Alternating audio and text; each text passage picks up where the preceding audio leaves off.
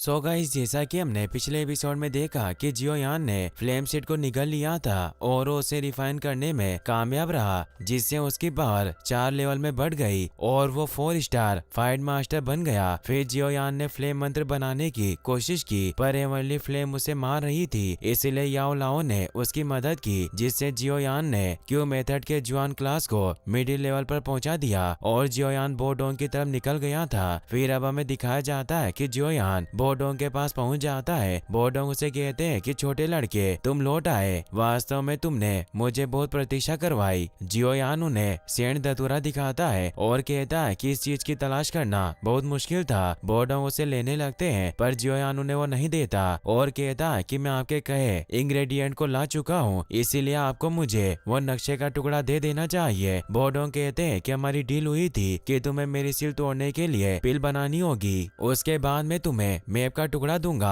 और तुम्हारा मुझ पर एक एहसान भी रहेगा। जियोयान कहता है कि आप मुझे मूर्ख मत बनाओ, मैं आपके लिए पिल बना दूंगा। बोडोंग उसे एक सीक्रेट स्पेयर में लेकर जाते हैं और बताते हैं कि यह जगह डेजर्ट के नीचे है और मैंने इसे सील की मदद से बनाया है। अंदर यहाँ चाहे कितनी भी डिस्टरबेंस हो, पर बाहरी दुनिया को कुछ पता नहीं चलेगा। जियोयान चेक करता है और उसे जगह बहुत स्टडी लगती है। बोडोंग बताते हैं कि ब्रेकिंग एडवर्सिटी पिल को रिफाइन करने के लिए यहाँ सभी इंग्रेडिएंट और रेसिपी रखी गई है। जियोयान कहता है कि टीयर 6 पिल को रिफाइन करना बहुत मुश्किल होता है, इसीलिए आप मुझ पर ज्यादा भरोसा मत रखना, मैं कोई गारंटी नहीं दे सकता, रिफाइनमेंट फेल भी हो सकता है। बोडोंग कहते हैं कि तुम चिंता मत करो, मैं अल्केमिस्ट के प्रिंसिपल को समझता हूँ। जियोयान उसे बाहर जाने को कहता है और बताता है कि मुझे रिफाइनमेंट के दौरान शांति चाहिए। बोडोंग कहते हैं कि मैं बाहर जाकर दरवाजे पर पहरा दूंगा, निश्चित रूप से यहाँ अंदर कोई घुसने की हिम्मत नहीं करेगा। अब वो गेट बंद कर लेते हैं। जियोयान मास्टर को बाहर बुलाता है। मास्टर उस सीक्रेट स्पेयर को चेक करने लगते हैं और बताते हैं कि यह जगह सुरक्षित है। जियोयान कहता है कि आपको टीयर 6 की पिल बनानी होगी। याओ लाओ कहते हैं कि मुझे पता था कि तुम मेरी बूढ़ी हड्डियों से काम करवाओगे। जियोयान कहता है कि मैं खुद इस पिल को बनाना चाहता हूँ, पर मेरी अल्केमिस्ट क्षमता टीयर 6 की मेडिसिनल पिल बनाने जितनी नहीं है। याओ लाओ कहते हैं कि जब मैं पिल बनाऊंगा तो तुम्हें ध्यानपूर्वक देखना होगा, इससे ही तुम अपनी एल्केमी में इम्प्रूवमेंट कर पाओगे। याओ लाओ स्पेस रिंग से कढ़ाई निकालते हैं जो बहुत बड़ी और खूबसूरत थी। मास्टर बताते हैं कि एक अल्केमिस्ट के लिए अच्छी कढ़ाई बहुत ही महत्वपूर्ण होती है, क्योंकि पिल रिफाइनमेंट की सक्सेस दर में वृद्धि कर सकती है। मेरी इस कढ़ाई को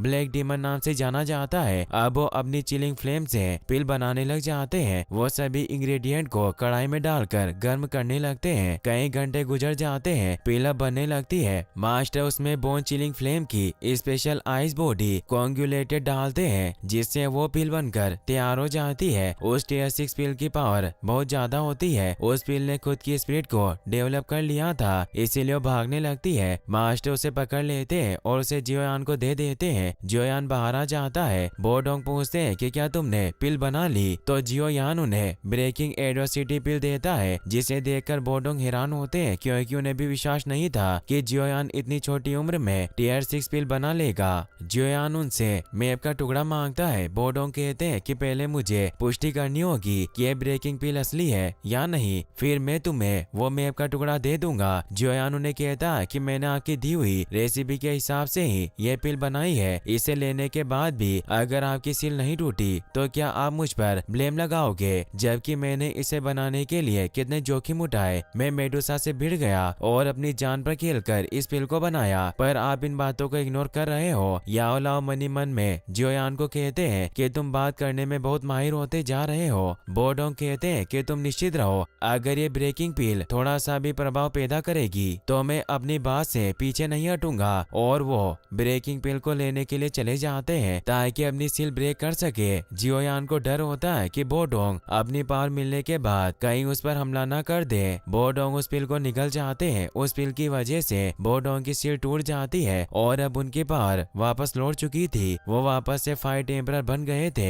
जियोयान कहता है कि क्या मुझ पर वापस हमला तो नहीं करोगे। बोडोंग सोचते हैं कि बच्चा इतनी कम उम्र में टीयर 6 पिल को कैसे रिफाइन करने में सक्षम है, मुझे ऐसे जीनियस लड़के से सिर्फ दोस्ती रखनी चाहिए। फिर वो कहते हैं कि छोटे भाई, तुमने मुझे बहुत सहायता प्रदान की है, मैं इसे भूल नहीं सकता और मैं पिछले किए गए हमले के लिए तुमसे माफी मांगता हूँ। अब वो जियोयान को उस मैप का टुकड़ा टुकड़ा दे देते हैं। जियोयान उसे स्पेस रिंग में रख लेता है और उन्हें धन्यवाद देता है। बोडोंग कहते हैं कि तुम्हें इस नक्शे में इतनी दिलचस्पी क्यों है जबकि ये मैप के कई टुकड़ों का सिर्फ एक टुकड़ा है। क्या तुम मुझे बता सकते हो कि सभी टुकड़ों को इकट्ठा करने के बाद तुम्हें क्या पता चलेगा? जियोयान कहता है कि एक बार नीलामी में मेरा इस तरह के नक्शे के टुकड़े से सामना हुआ था, इसीलिए और नीलामी वाले जो छिपा रहे हैं वो बातें मैं भी नहीं जानता। फिर हम डेजर्ट मेटल मर्सनरी ग्रुप को देखते हैं जहां जियोली सेंट मर्सनरी ग्रुप के नए फाइट ग्रैंड मास्टर से लड़ रहा होता है जिसका नाम मोरेन था, मगर ली उस पर हमला नहीं कर पा रहा था।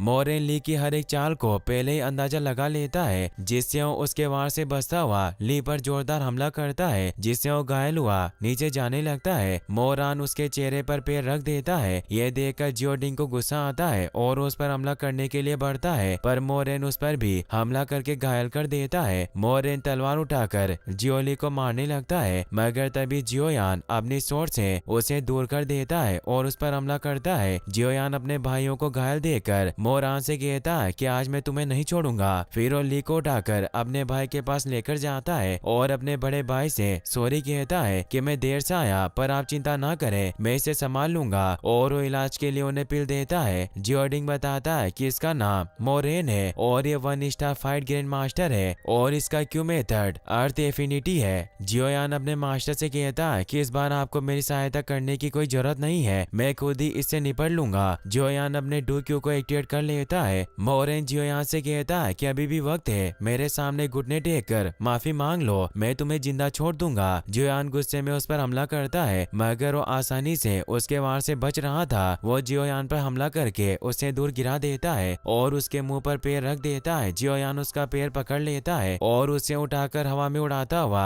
नीचे गिरा देता है और उस पर हमला करने के लिए आगे बढ़ता है। तो मोरेन अपने आर्मर को एक्टिवेट कर लेता है। जियोयान उसे तेजी से मारने लगता है, पर कवच की वजह से उसे कुछ नहीं होता। मोरेन बताता है कि बच्चे ये डू क्यू आर्मर है जिसे फाइट ग्रैंड मास्टर ही एक्टिवेट कर सकते हैं, पर दुर्भाग्य से मुझे फाइट ग्रैंड मास्टर बने हुए ज्यादा समय नहीं हुआ, इसलिए आर्मर मेरी पूरी बॉडी को नहीं ढक सकता, पर फिर भी तुम्हारी शक्ति के साथ तुम इसे तोड़ नहीं सकते। और वो दोनों एक दूसरे पर हमला करते हैं जिससे एक पावरफुल एनर्जी निकलती है, पर मोरेन जियोयान के सामने कमजोर पड़ रहा था और उसका आर्मर टूट जाता है और ग्रीन लोटस कोर फ्लेम से जलने लगता है। याओ लाओ मन में जियोयान से कहते हैं कि तुमने खुद पर विश्वास रखा और अपनी शक्ति को कम नहीं आका जिससे तुम उसे हरा पाए। इसी के साथ ये एपिसोड यहीं पर खत्म होता है। गाइस, अगर आप इसका नेक्स्ट पार्ट भी जल्दी देखना चाहते हैं तो इस वीडियो को लाइक करने के साथ साथ चैनल को सब्सक्राइब जरूर कर लें। Thanks for watching.